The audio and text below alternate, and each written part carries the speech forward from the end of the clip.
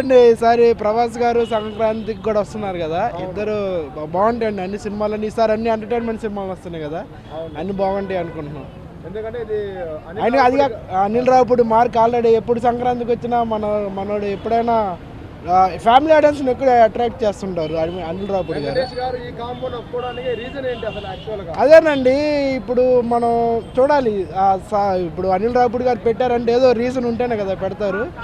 ఇప్పుడు ఎప్పటి నుంచి అనుకుంటున్నారు ప్రేక్షకులు అని, ఇప్పుడు వెంకటేష్ గారు అనిల్ గారు కాంబినేషన్లో ఎప్పుడు వస్తుంది అని. ఫైనల్లో అది సంక్రాంతికి వచ్చింది కాబట్టి ప్రేక్షకులు అందరూ చాలా కొంతమంది నెగిటివ్ గా ట్రోల్ చేస్తున్నారు. చిరంజీవి గారు కాంబినేషన్ ఉంటేనే సక్సెస్ అవుతుంది, ఎందుకంటే ప్రీవియస్ గా వాల్తేరు వీరయ్య బ్లాక్ బస్టర్ అయింది. లేదండి, ఇప్పుడు ఫాదర్ లో సల్మాన్ ఖాన్ ఎంట్రీ ఉంది.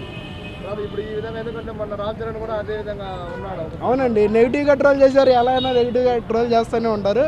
బట్ ఏదైనా సంక్రాంతి ఇప్పుడు అలాంటి అనిల్ రావుపూడి గారి సినిమాలన్నీ మనం చూసాం సంక్రాంతికి. ఇప్పుడు లాస్ట్ సంక్రాంతికి వస్తున్నప్పుడు కూడా అలానే నెగిటివ్ ఫోర్ చేశారు, క్రింజ్ కామెడీ అని.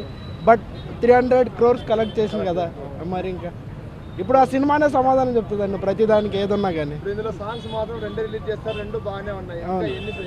వేరే విధంగా సాంగ్స్ మీకు ఎలా ఉన్నాయి? బాగుందండి. లాస్ట్ సాంగ్ వెంకటేష్ గారితోను చిరంజీవి గారి సాంగ్ ఒకటి వచ్చింది, చాలా బాగుంది. డాన్స్ మంచి డాన్స్ నెంబర్. లేదండి, అలానే అంటారు, బాగుంది. అప్పుడు అది ఇప్పుడు నెక్స్ట్ 1 weekలో అది 100 millions వస్తుందండి. బాగలేకపోతే 100 millions రాదు కదా. బాగుంటుందండి, బాగుంటుంది అనుకుంటున్నా. ఈసారి కూడా సంక్రాంతికి మళ్ళీ అనిల్ రావుపూడి గారు ఇంకొక అవునండి, అంటే ఇప్పుడు మన సినిమాకి గ్యాప్ ఉంది కదా. రాజాసాబు 9th వస్తుంది, ఇది మళ్ళీ 12th అట్లా. ఇప్పుడు ఆడియన్స్ 2-3 సినిమా బేర్ చేయగలరు ఐ థింక్ అనుకుంటున్నాను. టికెట్ ప్రైస్ ఈ రోజు నుంచి హైక్ వచ్చింది, నేను కూడా చూసాను న్యూస్. లేదంటే అది ఫస్ట్ డేనే, బట్ మనం ఇది నెగిటివ్గా తీసుకున్నాము. రాజసాబు 1000 వచ్చింది కరెక్టే, బట్ ఓన్లీ అది జస్ట్ ఆ రోజు ఒకటి 8th ప్రీమియర్స్ ఖర్చు మీద. దాని తర్వాత 100 rupees హైక్ నార్మల్గా. ఇంకా అది ఫస్ట్ వీక్ ఇది పండగ కదండి, ఇంకా శంకర్ ప్రసాద్ కూడా 600 రూపీస్ అంట, 500 ప్లస్ GST. అవునవును అనుకుంటా, చూడలేదు నేను.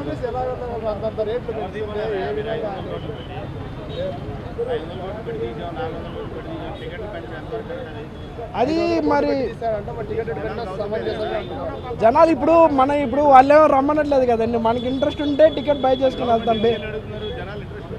అదండి, ఇప్పుడు కరెక్టే అడుగుతున్నారు, కరెక్టే. బట్ చూడాలి ఇంకా.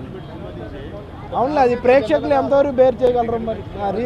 ఊరెళ్ళి ఫ్యామిలీతో ఎంజాయ్ చేస్తారు జనరల్గా. అటువంటి టైంలో ఇట్లా రేట్లు అసలు ఆర్టీసీ ఛార్జీలు ఇవన్నీ పెరుగుతున్నాయి ఆల్రెడీ. అవునండి, సినిమా టికెట్ పెంచడం మరి ఎంతవరకు కరెక్ట్? అదే అండి, అంటే ఇప్పుడు అన్నీ పెరుగుతున్నాయి కదండి. ఇప్పుడు అంటే ఎంటర్టైన్మెంట్ ఇది ఏంటంటే సంక్రాంతి సీజన్ వాళ్ళు ఎన్కాష్ చేసుకుంటారండి ఎవరైనా.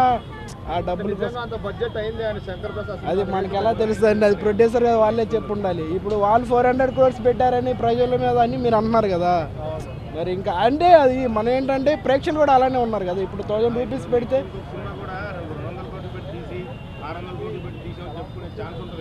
అదే అండి, మరి ఇంకా అది వాళ్ళకే తెలియదు. థ్యాంక్ యూ అండి, థ్యాంక్ యూ.